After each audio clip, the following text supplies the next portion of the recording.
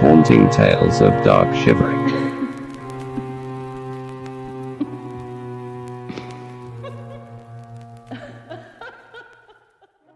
Dark Shivering is a quaint village which lies on the English and Welsh border.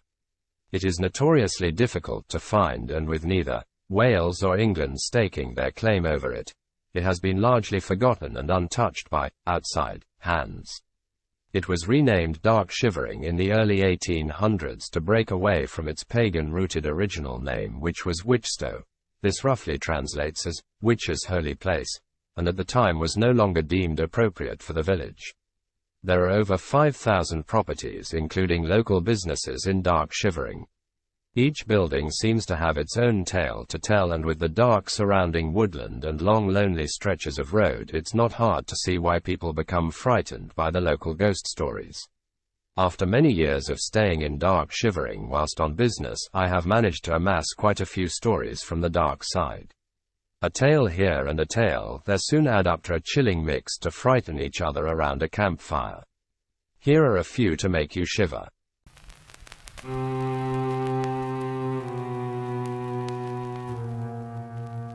Devil's Church. Devil's Church is what the local children of Dark Shivering call the ruins of an old church nestled at the end of a woodland track.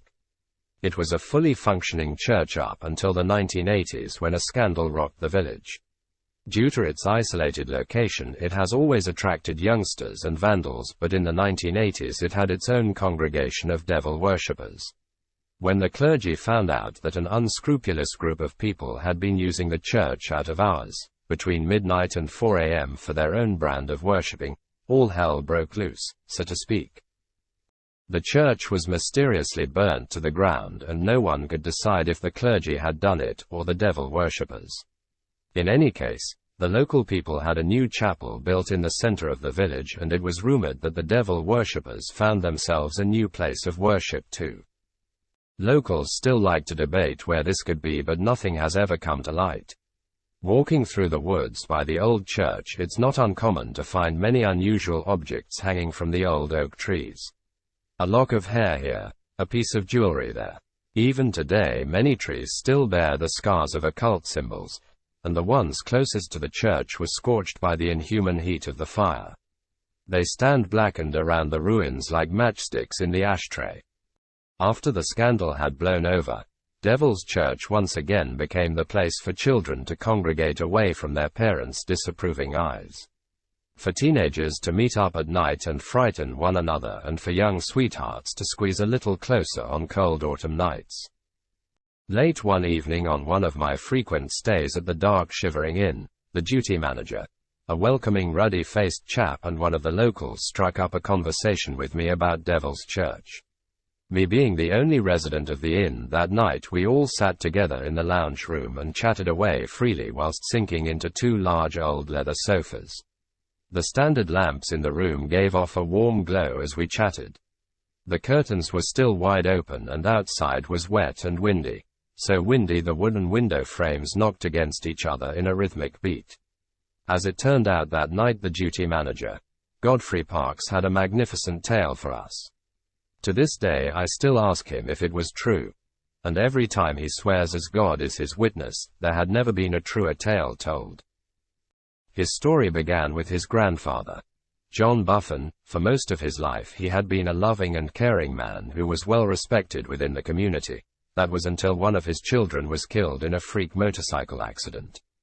His firstborn son was the apple of his father's eye, and when he was killed after being decapitated by a speeding lorry, his father turned into a depressive and violent drunk who became estranged from his wife. Heartbroken and soul destroyed, he had buried his son at the small churchyard of Devil's Church. There were many whispers amongst the locals that poor old John would never get over the loss of his son. It had turned him into a bitter man who nobody recognized anymore. Over the years, the local whispers grew in pace that he became mixed up with the occult. He became very reclusive, and only those who still knew John said he spent the rest of his life sadly trying to communicate with his dead son. He was in so much pain at the loss of his boy, his only boy, that he turned his back on religion and God. His heart turned to stone and his soul was nowhere to be seen. The people of the village thought he had gone quite mad when he spoke of the weird rituals he had performed. He told some folk about the conversations he had held with his son, who had now in his mind returned to him. The locals thought he was a man to be pitied, and so avoided him at all costs. John Buffon eventually died a happy man. Reunited, he felt with his son that he'd mourned over so deeply. The locals felt more at ease with him gone too, or so they thought. After his death, his family took a long time to sort through his house and his possessions, not because there was so much to do, but rather because they had come across some very unusual material. Whilst sorting through his personal files in his study, they happened upon a very old and ornate wooden box that they found was full of folders with occult teachings in them. They sat in his study surrounded by boxes of paperwork and slowly began to read through the old text. It turned out that John had indeed been performing some of the rituals they found in the box. He had written many notes in the side margins of where, when and what he practiced. They even found written evidence that he had performed some dark magic at Devil's Church and found many notes and diary entries made afterwards to support the events. The family took everything from John's study and immediately burnt it on a huge fire at the bottom of the garden. The black smoke could be seen for miles around, and the ashes of his work gently fell back down to the ground, covering the village in a snowy ash that blew around for days. The family were so afraid and ashamed of what he had done and decided never to speak of what happened again. But when in the 1980s the devil-worshipping scandal broke, John's widow was in such a state that she told Godfrey Parks, who happened to be her grandson, the whole sordid story. John Buffon had been studying everything on the occult he could get his hands on. He firmly believed that he could bring his son back to life with the correct incantations. He would slip out of his house into the darkness of the night and make his way to the church each night. Then he would set about the devil's work. Gradually he turned the churchyard soil sour and then bided his time until his death. It was always understood that he would be buried alongside his son, and this was duly done. When his family had found all his studies after his death, they showed in perfect scripture that when God's church fell with blasphemous flames, he and his son would walk the earth once more, bound by unholy fire. When the family had first read these words, they were appalled by his depraved meddling, but when the church actually did burn down in the 1980s, they knew his words had been prophetic and were terrified of the consequences. After this deeply disturbing story, I must say I found myself more than a little on edge. The lounge room that had felt warm and cozy when we first sat down was by now much more ominous. As we came to the end of our evening, Godfrey was getting ready to lock up the inn, and the only other customer was on his way home. I watched as the bolt slid across the door and the final customer walked past the large bay windows, pulling his coat up around his neck to stop the cold wind from chilling him. I cautiously made my way down the creaky corridor by myself and listened to the wind howling around the window frames. The next morning, as I sat eating breakfast, the waitress, who I knew very well at this point, came in and helped herself to a glass of juice. We exchanged pleasantries and I told her about the strange story I had been told the night before. Much to my surprise, she had her own snippet of information to add to the story, so I invited her to tell me all the details. There was no one else in the dining room, but she spoke in hushed tones as if she didn't want the walls to hear what she was saying. She proceeded to tell me that when she and her boyfriend were younger, they used to go to Devil's Church to be alone together. One Friday night in September, they had been up there for a couple of hours, sitting with their backs up against the churchyard wall, chatting and laughing, when suddenly her boyfriend let out a cry and shot off like a speeding bullet, screaming at her to follow him and hurry up. She laughed as she told me that usually nothing scared him, as he was a stocky, tall chap.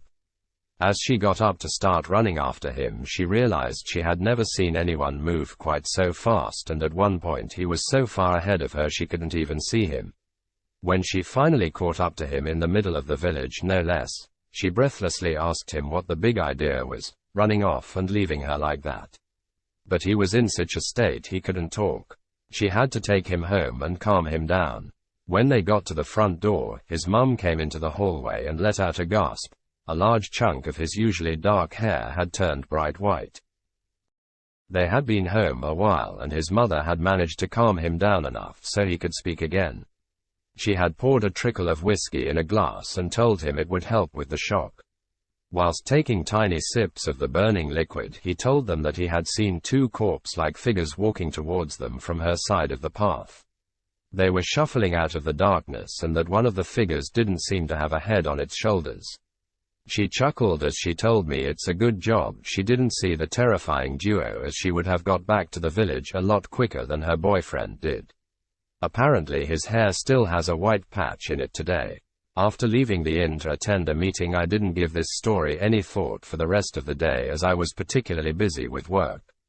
But as I returned to the inn at gone 3 p.m., the waitress and her boyfriend were just leaving the car park and I could see as he drove off that he did indeed have a white streak in the front of his hair. Join me next time for more haunting tales of dark shivering. Don't forget to click like and subscribe to hear more creepy content and never miss an episode.